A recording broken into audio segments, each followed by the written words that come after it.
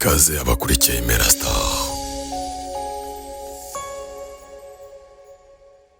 Reka amakuru yacu tuyakomereze kuri iyi nkuru ivuga ko RwandAir yasubitse ingendo zerekeza muri Qatar na Dubai. Sosiyete nyarwanda ikora ubwikorezi bwo mu kirere RwandAir yatangaje ko yasubitse ingendo ziva n'izijya i Doha muri Qatar zari ziteganyijwe ku itariki 23 ndetse na 24 bitewe n'uko icyo gihugu cyafunze ikirere cyacyo. Mu itangazo RwandAir yashyize hanze ku itariki 23 z'ukwezi kwa gatandatu yatangaje ko yanahagaritse by'agateganyo ingendo ziva n'izijya i Dubai bitewe n'uko ibintu bikomeje kumera n'umutekano w'abakiriya n'abakozi bayo. Yagize ati tuzatanga andi makuru niharamuka habaye impinduka kuko ibintu byifashe, ariko nanone abagenzi bagizweho ingaruka bashobora guhinduza amatike yabo bagafata indi tariki. RwandAir kandi isubitse ingendo zerekeza muri Qatar mu gihe na sosiyete y'indege yo muri icyo gihugu yitwa Qatar Airways yatangaje ko yasubitse ingendo zayo zose kugeza icyo gihugu cyongeye gufungura ikirere. Ibi rero bibaye nyuma y'uko ku mugoroba wo kuwa mbere Iran yatangaje ko yagabye ibitero bya misile ku birindiro by'ingabo za Amerika zirwanira mu kirere byitwa AIUD muri Qatar. Nyarugenge, abateye abantu ibyuma bakajyanwa mu bitaro batawe muri yombi. Polisi y'u Rwanda ikorera mu mujyi wa Kigali yatangaje ko yataye muri yombi abantu 4 muri 6 ibafatiye mu cyuho nyuma yo gutega abaturage bakabambura ibyo bari bafite ndetse bakanabakomeretsa bakoresheje ibyuma. Ubu bakaba bari mu bitaro. Ibyo byabaye mu ijoro ryo ku itariki ya 23 mu masaha ya saa 7 bibera mu karere ka Nyarugenge mu murenge wa Gitega mu kagari ka Kora. Umuvugizi wa polisi mu mujyi wa Kigali CIP Gahonzire Wallace yatangaje ko abagizi ba nabi 6 bitwaje ibyuma n'amabuye bigabanyijemo udutsiko 2 batangiriye abasore 3 bigenderaga barimo n'umunyeshuri wa kaminuza y'u Rwanda. Yagize ati abo bagizi ba nabi barabatangiriye babambura ibyo bari bafite byose birimo amafaranga, telefone n'ibindi. Bari bigabanyijemo 2, noneho 3 bajya kwambura ba basore, abandi 3 bajya ku rundi ruhande ngo barebe ko hari ubatabara. CIP Gahonzire yasobanuye ko abakorewe urugomo bagerageje gutabaza bavuza induru, noneho abanyerondo baza kubatabara, ariko babandi 3 bari bari ku ruhande bahita batera amabuye imodoka y'abo banyerondo bayimenagura ibirahure. Yakomeje agira ati polisi natwe twahise dutabara. Muri babagizi ba nabi 6 dufatamo 4, abandi 2 bariruka, ariko ubu bari gushakishwa.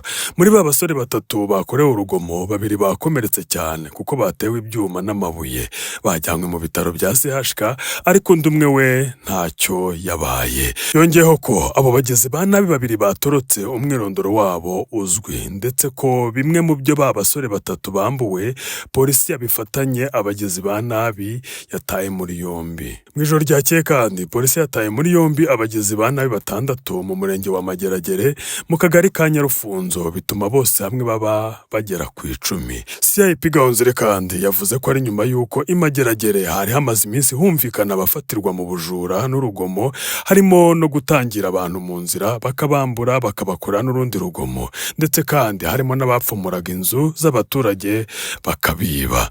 Umuvugizi wa polisi mu mujyi wa Kigali yongeyeho ko batazihanganirwa, ndetse ko by'umwihariko muri iyi minsi ari ikintu polisi ihagurukiye cyane. Yagize ati ni ibikorwa twahagurukiye, haba ubusinzi, ubujura ndetse n'uburaya butera umutekano bikabangamira ituze ry'abaturage.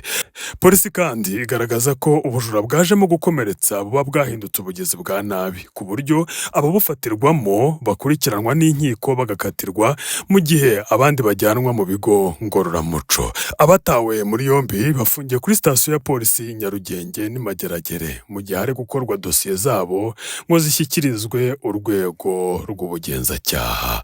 Amakuru yacu tuyakomereza i Rusizi, aho abarokokeye i Murangi banyomoje abari hanze y'igihugu bagoreka ukuri muri jenoside yakorewe Abatutsi.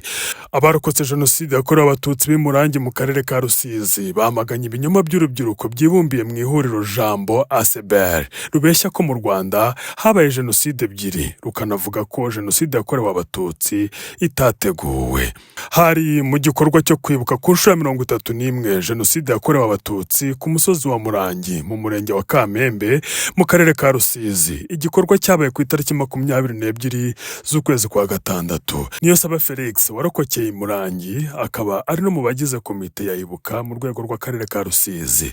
Yavuze ko iyo bareba ku mbuga nkoranyambaga babonaho urubyiruko rukomoka ku babyeyi bateguye bakanashyira mu bikorwa Jenoside yakorewe Abatutsi, bakwirakwiza ku mbuga nkoranyambaga ubutumwa bwo guhakana, gupfobya no kugoreka amateka ya Jenoside yakorewe Abatutsi.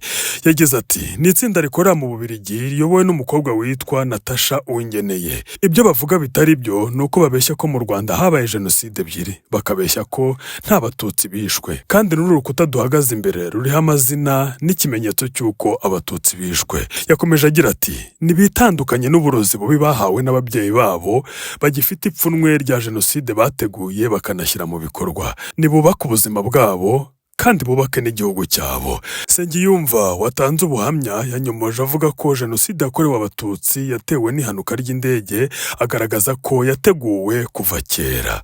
Yagize ati, nakoze ikizamini cya leta ndatsinda, ariko nsohoka mu batsinzwe kubera ko amafishi yabaga yanditseho ubwoko. Iyanjye yari yanditseho ko ndi Umututsi. Kayigire Vincent, perezida wa Ibuka mu murenge wa Kamembe, yasabye urubyiruko rw'u Rwanda rufite umutima muzima guhaguruka rugakoresha imbuga nkoranyambaga runyomoza abazikoresha bagoreka ukuri ku mateka ya Jenoside.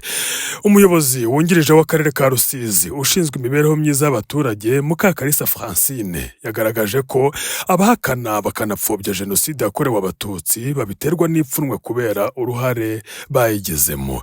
Yagize ati, ingengabitekerezo ya Jenoside ni icyaha, nagira ngo mbwire abantu bayirinde, ariko nanababwira yuko igihugu kitazigera kirebera umuntu wese izagaragaraho, azakurikiranwa ahanwe bikurikije itegeko. Abatutsi biciwe i Murangi ni bamwe mu barenga 1000 baruhukiye mu rwibutso rwa Jenoside yakorewe Abatutsi rwa Kamembe. Gusa i Murangi hashyizweho urukuta rwanditseho amazina yabo rwifashishwa mu kubibuka. Amakuru yacu mu karere tuyakomereze kuri inkuru ivuga ko Minisitiri Bahati yasabye Abanya-Uganda gushyira imbaraga mu guhahirana n'Abanyarwanda. Umunyamabanga wa leta muri Uganda ushinzwe ubucuruzi, inganda n'amashyirahamwe, David Bahati, yasabye abaturage begereye umupaka gushyira imbaraga mu guhahirana n'Abanyarwanda kuko birimo inyungu nyinshi. Mu nama yamuhuje n'abaturage bo mu karere ka Kabare, Minisitiri Bahati yasobanuye ko ubucuruzi bw'u Rwanda na Uganda bukomeje kugenda neza nyuma yaho umubano w'ibihugu byombi uvuguruwe. Yagize ati, nagira ngo sabe abantu bacu bashaka kubyaza umusaruro umupaka bacuruzanye n'u Rwanda, kubera ko ubu ikinyuranyo n'ubucuruzi n'u Rwanda kimeze neza. Twateza imbere ubucuruzi bw'umusaruro wacu nk'ibirayi, imbuto n'imboga. Minisitiri Bahati kandi yasobanuriye abaturage ko mu gihe akarere ka Afurika y'Iburasirazuba kashyizeho ingamba zorohereza ubucuruzi bwambukiranya imipaka, Abanya-Uganda bakwiye kubyaza umusaruro aya mahirwe. Mu 2022 u Rwanda rwafunguye imipaka iruhuza na Uganda nyuma y'imyaka 3 yari imaze ifunzwe biturutse ku mubano w'impande zombi wari warazambye. Amakuru yacu tuyakomereze kuri aka gashya ku munsi, aho ubushakashatsi bugaragaza ko gutunga imbwa bitanga umunezero nk'uwabubatse urugo. Ubushakashatsi bushya buvuga ko gutunga imbwa cyangwa injangwe bishobora gutuma umuntu yiyumva neza nk'uko umuntu waryohewe n'urushako aba yumva anezerewe. Ikindi kandi ngo bishobora gutuma umuntu yumva umunezero ungana n'uw'umuntu wongejwe umushahara. Ubushakashatsi bwakozwe n'itsinda riyobowe na Adeline, akaba umwarimu w'ubukungu muri kaminuza ya Kent mu Bwongereza. Ubushakashatsi bwasohotse ku rubuga rwitwa Social Indicators Research mu kwezi kwa 4 2025. Bwakozwe hifashishije amakuru yakusanyijwe ku baturage b'Ubwongereza. Bwahawe izina rya Household Longitudinal Study. Bwakorewe ku bantu b'imiryango ibarirwa mu bihumbi, bukabakurikirana mu bihe bitandukanye mu gihe kirekire. Abantu babajijwe ibibazo bitandukanye bijyanye n'ubuzima bwabo, imirimo bakora, amafaranga binjiza, uko babana n'imiryango yabo, uko biga n'ibyishimo bafite. Abashakashatsi bifashishije aya makuru mu gusesengura uko ubuzima bw'abantu buhinduka uko imyaka igenda n'icyo izi mpinduka zisobanuye ku mibereho yabo. Itsinda rya Derina ryifashishije aya makuru risesengura byimbitse ibisubizo byatanzwe n'abantu batunze imbwa n'injangwe ndetse n'abatazitunze. Bigaragara ko abazitunze byabongereye ibyishimo nk'ibyo wagira wubatse urugo, cyangwa se bigatuma wishima nk'umuntu wabonye inyongera ingana n'amadolari ibihumbi 90 by'amadolari ku mafaranga yinjiza. Ni ukuvuga asaga miliyoni 127. Uretse ibyo kandi ubushakashatsi bugaragaza izindi mpinduka nziza ziba ku bantu batunze imbwa cyangwa injangwe, aho bibagabanyiriza stress, bikabatera akanyabugabo ko gukora imyitozo ngororamubiri, bikabagabanyiriza umuvuduko w'amaraso uri hejuru, ndetse bikabarinda indwara zindi nk'izibasira umutima, bikaba byanabongerera iminsi yo kubaho. Ngayo nguko. Reka amakuru yacu tuyasoreze kuri amakuru yo mu mahanga. Bivugwa ko Iran na Israel byemeye guhagarika imirwano. Leta ya Iran n'iya Israel byemeye guhagarika kugabanaho ibitero mu ntambara yari imaze iminsi 12 birasanaho ubudahagarara. Ni icyemezo cyatangajwe na Minisitiri w'Ububanyi n'Amahanga wa Iran Abbas Araghchi kuri uyu wa kabiri tariki 24 z'ukwezi kwa gatandatu. Minisitiri Abbas yagarutse ku byo guhagarika intambara nyuma y'amasaha make Donald Trump atangaje agahenge hagati ya Iran na Israel. Yavuze ko igihugu cye cyahagaritse kugaba ibitero kuri Israel kuva mu rukera rwo kuri uyu wa kabiri, asaba ko na Israel nayo yabigenza ityo. Yagize ati Iran yakunze kubisubiramo idaca ku ruhande. Israel yashoje intambara kuri Iran, ntabwo ari twe twayishoje.